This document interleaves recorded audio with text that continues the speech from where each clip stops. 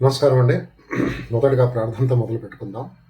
శుక్లాం భరధరం విష్ణుం శశివర్ణం చతుర్భుజం ప్రసన్నవదనం ధ్యాయేత్ సర్వవిఘ్నోపశాంతయే.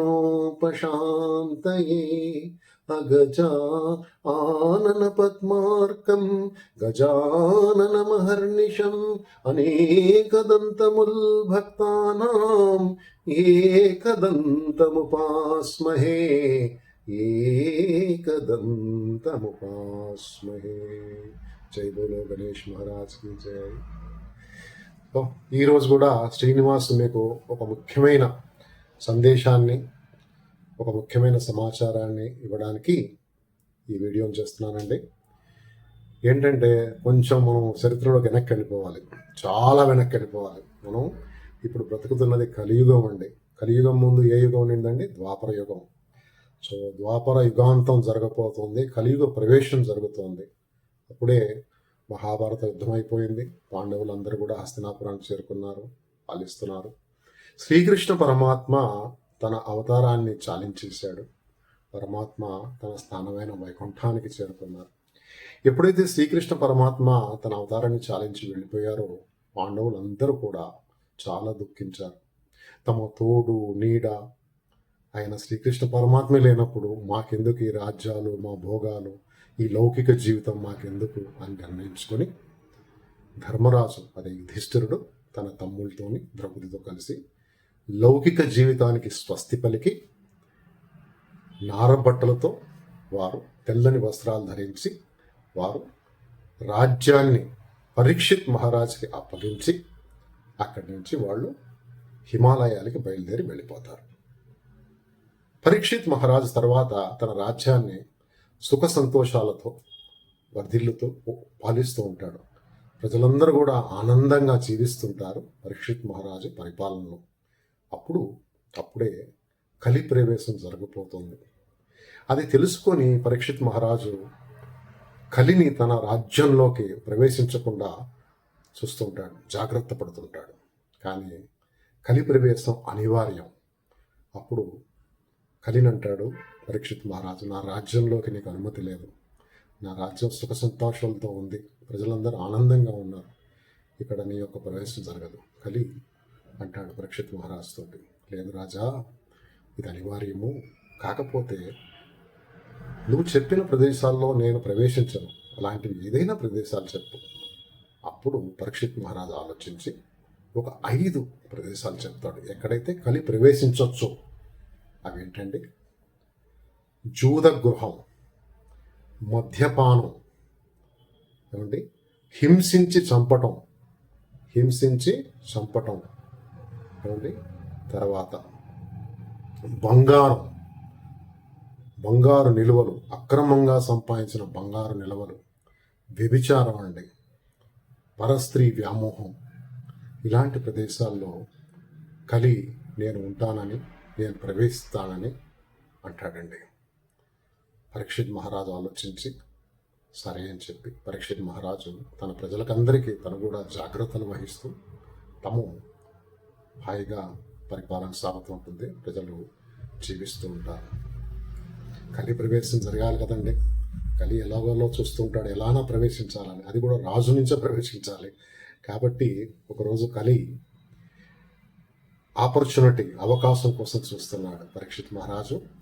ఒకరోజు విధి అండి ఇది, అంటే భీమసేనుడు ఇచ్చిన ఒక బంగారు కిరీటాన్ని, బంగారు వజ్రాలతో పొడిగిన కిరీటాన్ని మహారాజు కదండి ఆయన వేసుకుంటాడు ఒకరోజు.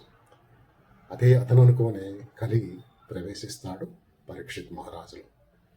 బంగారం ఉంది కదండి, బంగారం వేసుకున్నాడు కదా, ఇది జరగాలి. కలి ప్రవేశించేశాడు. తర్వాత కథ మనకు తెలుసు కదండి, ఏమవుతుందండి? పరీక్షిత్ మహారాజు ఒకరోజు తన రాజరికంతో వేటకెళ్తాడు. వేట చేస్తూ అలసిపోయి ఒక ముని ఆశ్రమానికి వస్తాడు. ఆ ముని ఆశ్రమంలో ముని తపస్సులో, ధ్యానంలో మునిగిపోయి ఉంటాడు. పరీక్షిత్ మహారాజు వచ్చి కూర్చున్నాడు. ఎన్నోసార్లు పిలుస్తాడు, ముని లేవడు, ముని సమాధానం ఇవ్వడు. దానికి కోపగించుకుంటాడు పరీక్షిత్ మహారాజు. ఏం చేస్తాడండి? ఒక చచ్చిన పాముని ముని మెడలో వేస్తాడు. అయినా ముని ధ్యానంలోంచి రాడు. అప్పుడే ఆ ముని కుమారుడు అక్కడికి వస్తాడు. తెలుసుకుంటాడు ఏం జరిగిందనేది, ఎవరు వేశారని తెలుసుకుంటాడు. మునికుమారుడు శపిస్తాడు పరీక్షిత్ మహారాజుని, నువ్వు 7 రోజులలో పాము కాటుకు చనిపోతావని. చూసారండి విధి ఎట్లా ఉంటుందో. అప్పుడు పరీక్షిత్ మహారాజు నిజం తెలుసుకొని అతడు భాగవతాన్ని 7 రోజుల్లో విని తను మరణిస్తాడు, పాము కాటికి స్వర్గానికి వెళ్ళిపోతాడు. ఇది కథ అండి. సో మనం ఇప్పుడు వస్తే మన ప్రపంచంలో కలి ప్రభావం విపరీతంగా ఉందండి. ఎక్కడ చూసినా కలి తాండవిస్తున్నాడు. మన దేశంలో ప్రపంచంలో ఎక్కడ చూసినా మొదటగా వెళ్దామండి, మద్యపానం ఎంత విపరీతంగా ఉందండి. ప్రభుత్వాలే వాటిని పోషిస్తున్నాయి, మద్యపానాన్ని ఎంకరేజ్ చేస్తున్నాయి.